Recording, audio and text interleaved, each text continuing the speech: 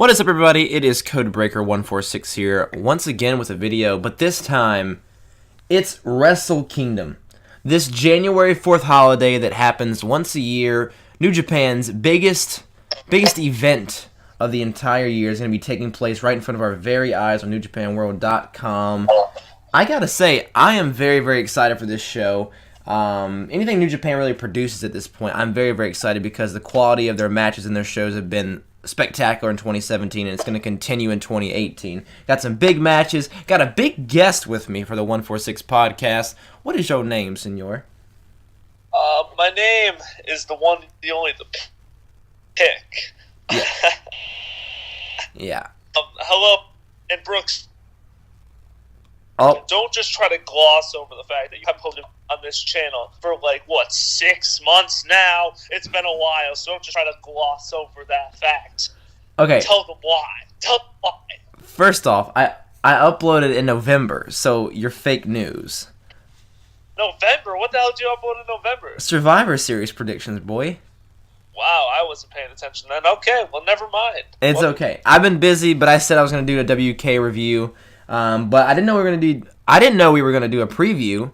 But now that we are, we're right here at it, and we're going to talk about it. So let's talk about the never open weight 6-man tag team match. It's going to be a gauntlet tag team turmoil style. You got Suzuki Gun, you got Toriyano, Beretta, and Tomohiro Ishii, and then you got Michael Elgin and War Machine as a tag, and then you'll have I believe the champions, of course. You have Tangaroa, and then you have Tamatanga and Bad Luck Fale, Bullet Club as the 6-man tag. And I think that's it, honestly. I believe that's the only teams. There could be another one that's just floating around there, but I'm not quite sure.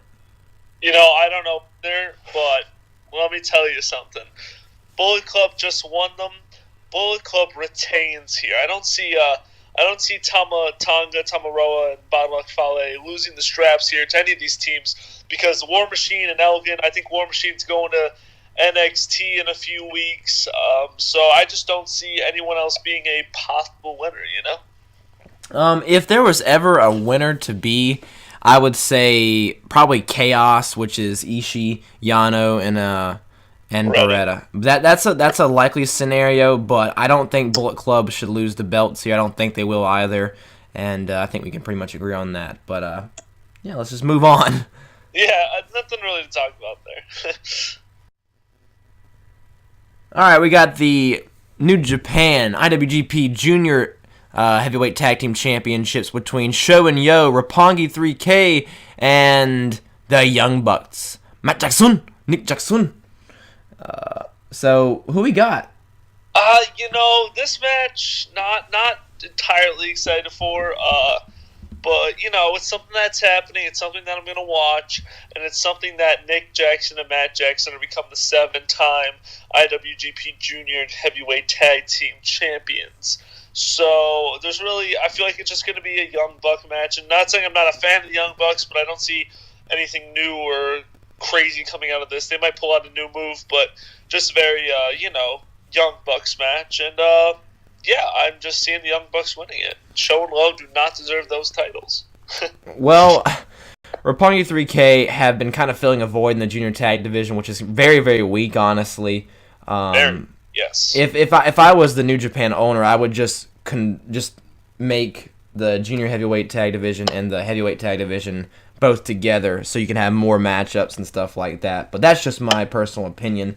Either way, this match is happening, and like you, I see the Young Bucks winning here and becoming the 7-time junior heavyweight tag team champions. So, like you said, a very Young Bucks match. I mean, either way, I think it's going to be a solid contest. I just hope it doesn't drag on too long, because when you had Roppongi Vice and the Young Bucks go at it earlier in the year, they had 18, 19-minute tag matches that felt like they went on way too long. Oh, their match last year at Wrestle Kingdom was a rough watch. I didn't like that match. Yes, and I hope it's just a good, solid, fast-paced 12, 13-minute match, and that's pretty good with me. Yeah. Now, we have a very, very interesting match. I think this is one of the most interesting matches on this card in terms of its, I guess, curiosity in terms of how this match is going to come across. It's Kota Ibushi versus Cody. And tell me, what do you think about this match to begin with, and then we'll get into our winners and stuff. Now, I'm going to take you back in a time travel back, because I didn't get a platform to talk about this. I watched the match with Dalton Castle and Cody Rhodes at Final Battle. And although the match, like, it wasn't a good match to me, it wasn't a good main event for a show, for like a huge show. I thought they could have done a little bit better. I thought that if there wasn't the intensity that I wanted. It just was kind of, they went through a match that was very basic and very disappointing with a kind of dull outcome. I mean, the crowd popped, don't get me wrong, but it was just a dull outcome. So I think that Cody should have never lost the belts there. I think he should have held it for a little bit longer, because I don't think Dalton Castle was necessarily ready to take on that spot. And I think this match would have been a lot more important if it had that ROH Championship match lingo on it, you know? But sadly it doesn't, and I think it takes away a little bit from this match, and a little bit of it, you know? Yeah, I definitely see that. I don't think Dalton Castle winning was an awful decision, because Dalton Castle was a good time. But in terms of business, I mean, Cody Rhodes was bringing a lot of money in for Ring of Honor, a lot of intrigue, and I thought he was a very good champion, a very good heel champion, in the way his character was kind of forming over the weeks of television on Ring of Honor. I really dug, and I would have loved to seen a little bit more dissension between he and Kenny Omega. I mean, at a time, it was supposed to be, we thought it was going to be Kota Ibushi and Kenny Omega before Chris Jericho came in. Yeah, they did that. When did they do that? I think at the G1 they kind of teased that a little bit, right? Yeah, and then all of a sudden, they used to do the whole Ring of Honor defense on New Japan. They did Kyle O'Reilly and Adam Cole last year, and I would have, you would have thought, okay, maybe Cody gets his rematch here at New Japan, Wrestle Kingdom, and he maybe defeats Dalton Castle, or he loses again to Dalton Castle. But that's not the case. We're getting Cody versus Kota, and it's kind of a difficult one. I mean, you don't know if Cody's going to win or Kota, because both men are not really full-time wrestlers in the company. Kota's future is very uncertain because he doesn't like to work a full-time schedule, and Cody Rhodes is obviously a man that works freelance with Ring of Honor as well. So I honestly don't know. Like, I don't have a set prediction, but my gut is telling me that somehow, some way, Kota Ibushi's going to pull this one out. You know, I think just to differ from you, I'm going to say Cody did just lose to Dalton Castle, and you're right about Kota not wanting to work a full schedule, so I'm going to say Cody went here, because I think ROH executives are like, he is one of our guys, you know, and you're not using Kota as one of your guys, like one of your huge guys, so please just let him get the win, by hook or by crook. But I see Cody Rhodes winning this match, because I feel ROH is going to ask New Japan respectfully to put him over. I'm going to ask you one question. That is going to be, is Cody worth all the hype? Is he overrated at all? From a character, no. He's not an indie wrestler. He's not one guy that's going to do a bunch of flips. He's not one of those guys. But in terms of, like, old school and genius, like, behind the little things, he has those little details, and I think he's a great wrestler, and he's great character, and he's a great marketer for himself. So yeah, no, I don't think he's overhyped at all. I think he's actually one of the best in the world right now. I would concur with that statement. I've been seeing a lot of things on Instagram saying Cody's overrated, or Cody's, is he really everything he says he is? I mean, with that main event with Dalton Castle would definitely kind of fuel the fire on that debate, but I just wanted to get your thoughts on that. Yeah, I think him and Dalton just didn't have any chemistry in terms of in-ring. Their styles just didn't look like they meshed. Right. So we have a change here of styles, Yeah, I think Cody has a really good opportunity to prove that he's a very good in-ring performer against Kota Ibushi, because Kota's just great with anybody. Yep. All right. A match that you do not want to blink for. It's going to be a fatal four-way for the junior heavyweight title between Marty Scurll, the current junior heavyweight champion. You got Will Ospreay, Kushida, and then Hiromu Takahashi. So, I mean, first off, I'm really, really excited for this match. I think it has potential to be very, very fun.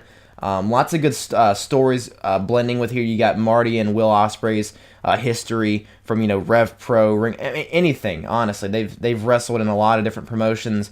Kushida and Hiromu have a history. They battled a lot during the summer over the junior championships. The junior heavyweight title. And then Will Ospreay and Kushida went at it during the finals actually, and it's just gonna be a really interesting match, I feel, and I think it's kind of up in the air who wins this one. But if I had to bet my money, I would go Hiromu Takahashi. I was about to say the same thing. Hiromu has, if you watch this feud from its genesis, he has been the guy that's kind of been the odd man out. If you've ever seen Kurt Angle, Taker, and Rock from Vengeance, I believe 01, Kurt Angle was the odd man out, It was kind of like Rock versus Taker, and then Kurt Angle was just there like, what the hell, guys? I'm here too. So I'm thinking that Hiromu's going to get the victory here, and he's going to enjoy the IWGP Junior Heavyweight Championship for a while. I agree. I think Marty is a very I think he's just a transitional champion. He hasn't done enough to say if he's a good champion or not. But he did pick up that victory over Will Ospreay for the title, so that was good. I'm happy to see Marty in a bigger spot in Japan because I think he's very talented in that regard. And Ospreay, he's a good talent as well for the junior division as well. I think he can do more, and I'm excited for this match. I'm excited. I'm thinking it's going to be really fast paced and lots of high flying and lots of in and out. Oh, 100%. It's going to be insane. I'm really looking forward to it. Now moving on. Another match featuring LIJ members. We've got the heavyweight tag team titles on the heavyweight titles on the line. Excuse me. We got the Killer Elite Squad, Lance Hoyt, Lance Archer, Vance Archer, whatever you want to call him, and Davey Boy Smith, David Hart Smith, going up against Evil and Sonata. I think it's very simple. I think LIJ win here, and I think you're going to see a trend with LIJ members winning belts. Let me tell you something. This is a match that I'm probably least excited for. I don't like the Killer Elite Squad. I'm just not a fan of those guys. So sorry, sue me. I just don't like them. This match did not win over my heart, and I don't really care about it.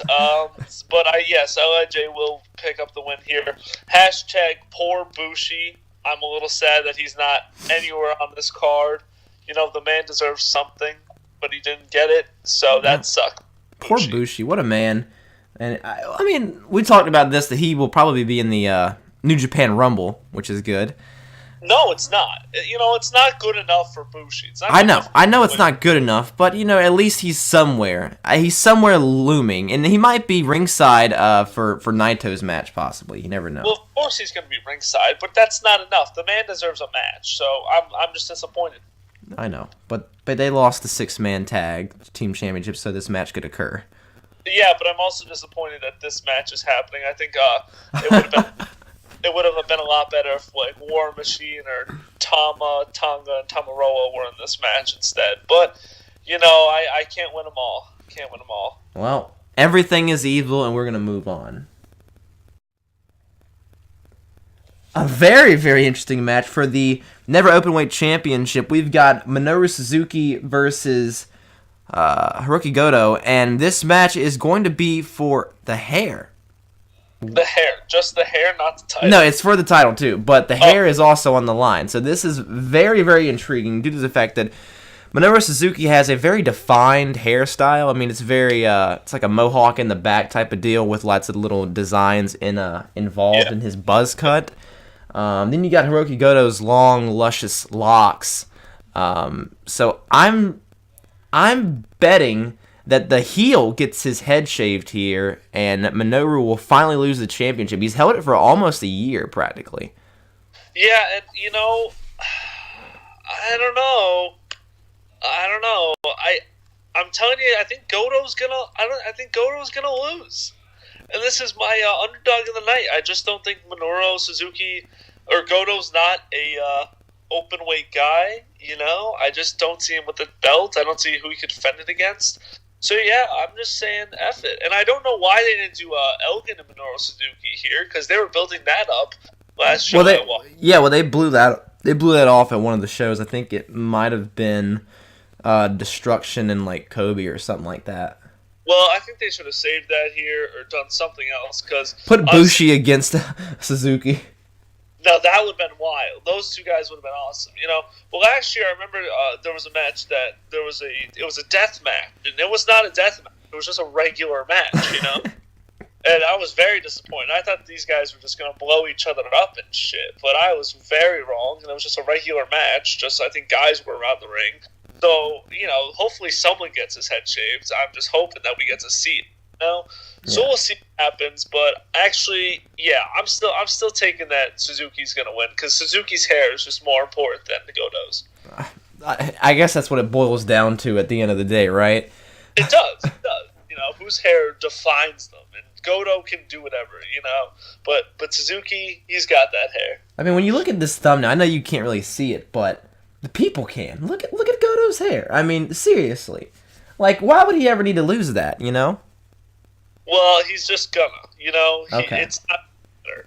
Suzuki, his hair, I'm looking for a gentleman's bet on this one. All right, gentleman's bet. Yeah, gentleman's bet. All right. The match that the match that I'm least looking forward to is the one we're talking about now. It's going to be for the IWGP Intercontinental Championship, Hiroshi Tanahashi and Switchblade, Jay White. All right. Now, maybe I'll get some flack for this. Probably not, because most of you probably don't even care. I don't like Tanahashi, is it? Yeah, Tanahashi. Yeah. Yeah, okay. I don't like Tanahashi. I never have. I thought his in-ring work was always just very basic, and I understand he's great at emotion, but I just don't feel anything when I watch him, except I don't really like this guy. I think he's like a wood board. He's not entertaining to me.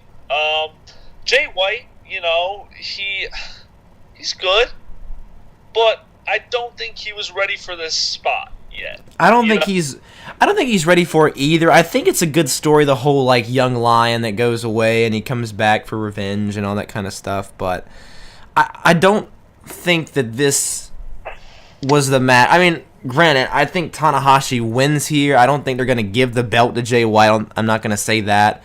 But, I mean, Tanahashi is really banged up right now, and I don't mind Tanahashi. I think his work's fine. I liked his matches with Okada at the Wrestle Kingdom main events and stuff like that, and I think he has a lot of good gems that I recommend you watch, and it might change your perspective of him. But and I think he plays that great hero, the ace of the company, very, very well, even if he's not necessarily the ace anymore because of Okada being the real ace.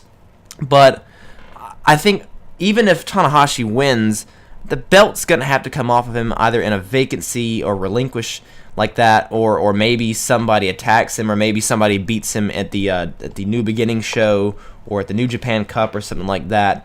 Because, I mean, Tanahashi's got a bad bicep injury, his knee's not too great, and I think it's time for Tanahashi to finally rest or something, and somebody's got to take that belt off of him. Who would you give the belt? Like, who would you take it off him? Because me, it's not Jay White. Jay White. Yeah, Jay White is at the bottom of a very never-ending list of guys. What they could have done here is even have Cody win this match, or put Cody in this match. Get some more eyes on the product. I just don't think Jay White really did that, and I don't know. It just, and then even if Tanahashi won, you could have Jay White the next night take him out, and then start that story. Tanahashi goes away for a few months. Jay White wins a tournament for the IWGP Intercontinental Champ, and then Tanahashi comes back and faces him for it there. So we build up Jay White, but Jay White was just kind of thrusted into the position where I have no interest in it. I know there were vignettes for the Switchblade character, but I mean Jay White. I don't know. He doesn't even fit the character that he's portraying. You know what I mean? Yeah, no, he just dyed his hair black, and that's it. He dyed his hair black. I mean, I don't know if he needs facial hair or just something, but he doesn't play that character because the character to me is very Zodiac Killer kind of. Yeah. And he shows up out of nowhere and he attacks Tanahashi. And I mean, the angle was, like I said, the idea and the thought is there, but Jay White to me is just not the guy for this role. I don't know. I just think he's not good for this position, especially on a Wrestle Kingdom show right now. Yeah. And that just causes my excitement not to be there. Now, this match is going to be good. I mean, I know I said I don't like Tanahashi's work. It's not that I don't like his work. It's just that I won't go out of my way to watch a Tanahashi match at all. And when not, I'll just be like, okay, this is Tanahashi. But I can see this match being good. I just don't see it being great by any means, and I see Tanahashi winning. Yeah, I don't see Tanahashi losing in the Dome. It's pretty much his domain at this point, and I don't see Jay White taking the belt over him in his first big show like this. Now, we're getting on to the two main events of the evening. We got Alpha versus Omega, Chris Jericho versus Kenny Omega, the match that we never thought that would happen, and it's for the United States Heavyweight Championship for New Japan.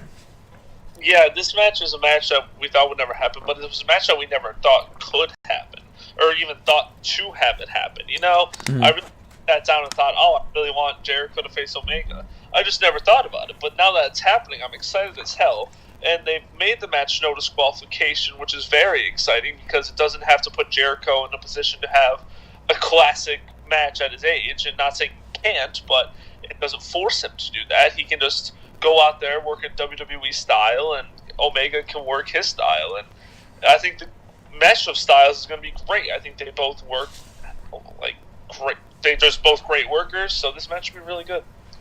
Yeah, I mean, the concern to me was, like, can Jericho do this at his age? I mean, it's not that he's not good anymore. It's not that he's lost everything. I mean, it's just the fact that, like, if you watch his match with Kevin Owens, like, Jericho's not as, fast and explosive, but that's to be expected at his age. It's just working the style again in New Japan and that strong style, and against Kenny Omega, who is very fast and explosive, and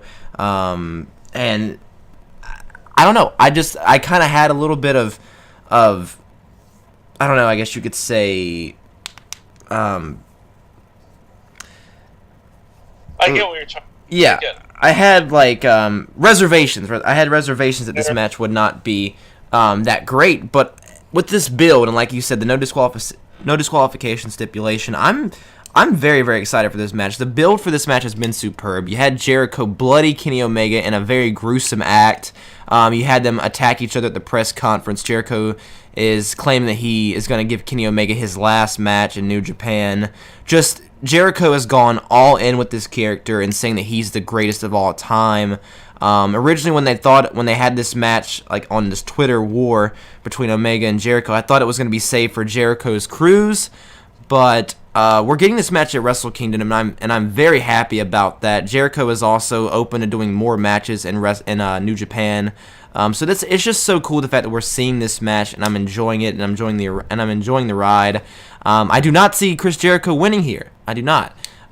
He has definitely put a lot of eyeballs on the product, and he's brought a lot of ticket sales and money for New Japan ever since he's announced that he will be wrestling on the January 4th show. But at the end of the day, Kenny Omega is New Japan's gate. He is their key to the United States of America because Kenny Omega has so much appeal as the Bullet Club leader and in America just as how cool he is. And I don't see him losing the U.S. title right here. Yeah, no, there's no way he loses it. I mean, if he does, Jericho has has held 2 United States championships in the past year, which is pretty cool. But I don't see him winning it. I see that Omega wins it, obviously. I'm worried that this match can be a flop, but I won't be shocked if it's really good. These guys definitely, their build-up, like you said, has been great. I hope that the Bullet Club doesn't get involved. If we just get 1v1 match here, because that's what it needs to be.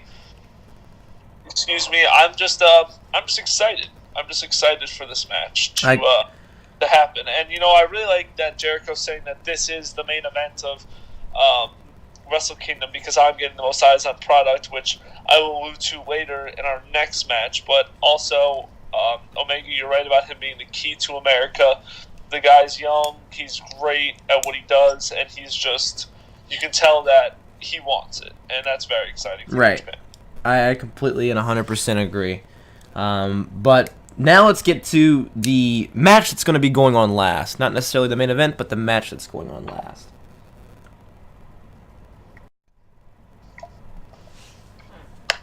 Kazuchika Okada versus Tetsuya Naito. For the IWGP Heavyweight Championship, Okada has had remarkably just one of the greatest years a professional wrestler can have in terms of match quality and a championship reign. Now, we both watched Wrestle Kingdom 8's main event, or not event, but their Kingdom 8, Naito Okada. So tell me how you felt about that match. Now, the match itself is nothing spectacular. It's nothing that's to write home about and say, man, you have to go back and watch this match at Wrestle Kingdom 8. At that time, Naito wasn't even that serious of a contender. He was doing the whole Stardust Genius thing. He won the G1 against Kota Ibushi in the finals, but still, nobody really took him seriously because he was beating guys like Takahashi from the Bullet Club. I can't remember his first name for the life of me. Yujiro. He was facing Yujiro Takahashi, and he was barely beating them, and then he was supposed to be believed to be the next Shuyaku, the next top star of New Japan when he faced Okada for the title.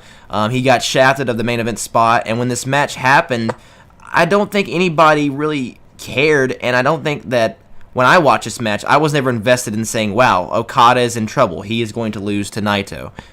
It never felt like that. It felt like they were just kind of killing time, and Naito hit a couple big moves, but never once in that match did I think, oh yeah, Okada looks like he could be in jeopardy of losing his championship. Not at all. I felt like it was just another defense for Okada, and he won. And the match was, like I said, nothing spectacular, but the one thing this match does have is the element of this being the closest thing to an origin story. You have Batman Killing Joke, where it's a comic about the Joker, and how the Joker became the Joker. And the Naito, this right here, the Naito match is at Wrestle Kingdom 8 is just that. It's an origin story that sets up this match perfectly. You talk about Naito's fall, his rise, and now he's finally facing Okada in the main event that should have happened a couple years ago, even though, it was not. It was not to be. So, I did not like their match, but I love the fact that it sets this match up in a way that's just incredible. I watched their match, and first when I saw the Stardust Genius, I had no idea, and I was like, wow, thank God this man went to Mexico. But you're right. That show, he really has conquered his demons from that show, beating Tanahashi last year for the Intercontinental Championship. Right. Coming here full circle to face Okada once again, this time in the main event, and going against him, and just the build-up with Los Ingobernables versus Okada, which, I know he's in chaos, but it's really just Okada, Yes. It's just so exciting. The New Japan audience, the Japanese audience loves it. It's been a hell of a build-up. Naito has learned so much, and so has Okada. And if you look back at Okada's year, it's just incredible matches against Tiger Mask, who I believe is Kota Ibushi. That was a great match.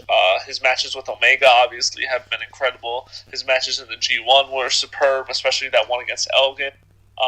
His matches with Evil, he's just had such a good year, such a great year. And now he's finally faced Naito for the belt. I'm excited for the match.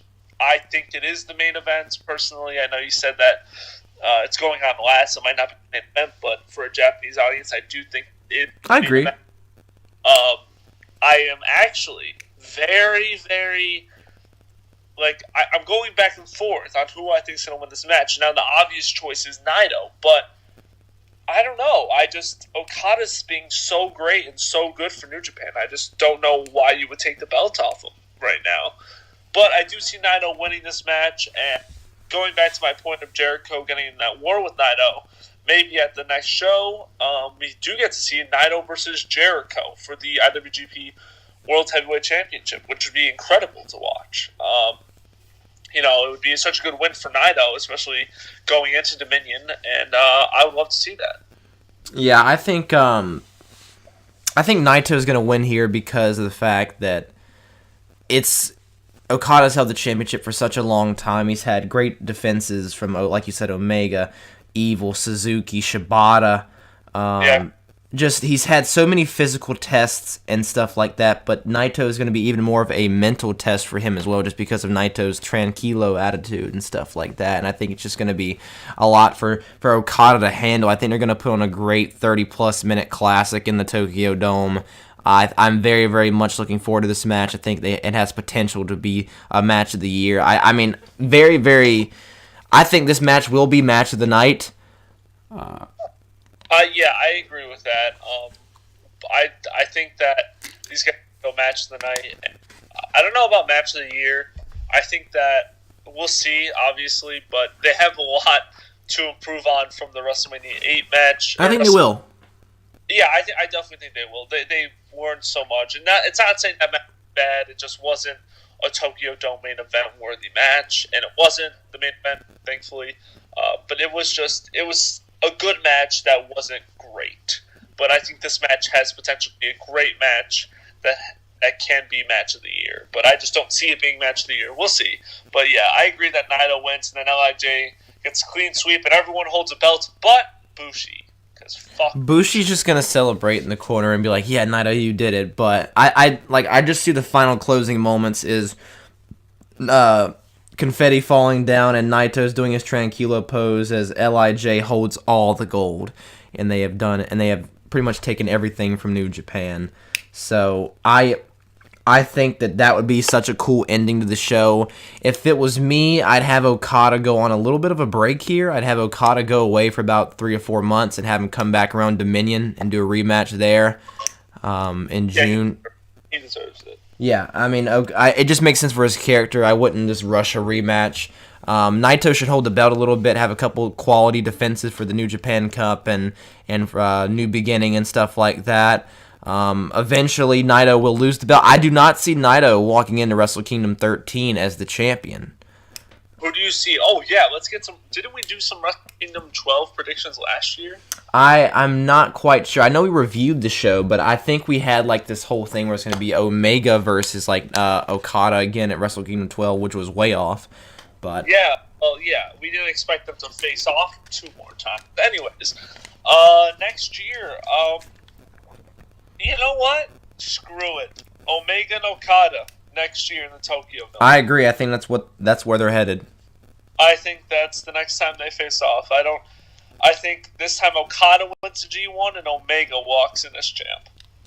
I agree. I think that Okada's going to have to... I think Okada's going to go on a big redemption storyline here. Yeah, to come back either at Dominion or in the G1. I think Okada will once again... I think he will come up close in a rematch, but he will once again lose to Naito, and Naito will hold the belt. And I think Kenny Omega is going to take the belt away from Tetsuya Naito. But the thing is, it won't be as sweet. I think Kenny Omega can go about that match saying, I'm the champion, but it doesn't feel like it because I didn't beat Okada. Yeah, exactly. And that's the man who he always wanted to beat for the belt for. And Okada will win the G1, and I think Okada would have to win that match if they went on this whole redemption storyline, if they did that whole thing. I don't know. Which kind of sucks, but maybe they do. I just don't see them giving Omega another G1. I would see Okada being the most likely to win the G1, and seeing Omega versus Okada next year at Wrestle Kingdom 13 for the belt would just be amazing. And honestly, bold prediction, if we do see Omega and Okada, and Omega loses again at Wrestle Kingdom, I think Omega would say goodbye to the company at that point.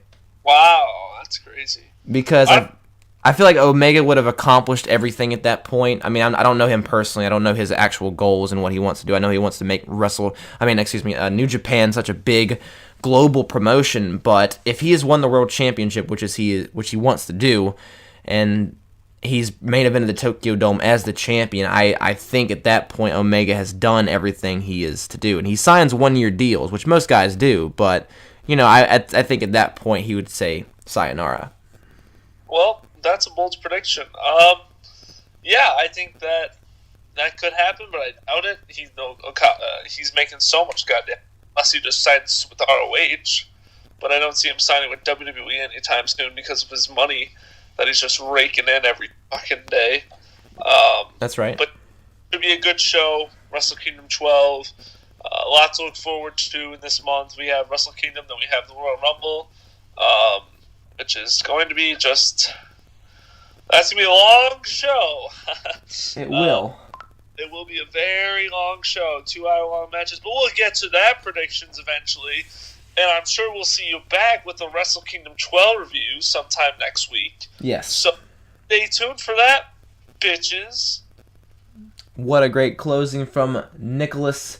I do appreciate that. We appreciate you, actually, for watching this prediction preview. Up to them because you haven't been here for 2 months. Okay, to be fair, I mean, I kind of need to because I haven't been here for so long. But if you're new to the channel and you just stumbled upon this prediction video, we do appreciate it. Like I said, we will be back, or not like I said, like the pic said, we will be back for a Wrestle Kingdom 12 review, and we hope you enjoyed that. We're going to give our expert analysis.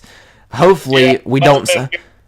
By the way, we're 18-year-olds and a 17-year-old that have never actually been in the business, although we have worked matches. And if you'd like to see those matches, go over to Anything Goes Wrestling and watch any AGW1. Yeah, I agree. I think you should definitely watch that match. That was almost match of the year, but because we weren't in a big promotion, we did not get that accolade.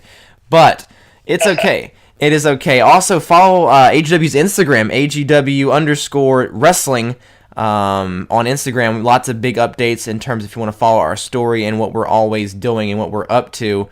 We're going to be back soon, and I'm looking forward to it. Well, maybe not me, because you have to watch the program to see what happens to me. Anyways, guys, I appreciate it. Much love. The link for AGW will be down in the description box below, and we appreciate your time, your effort, and your love. Adios.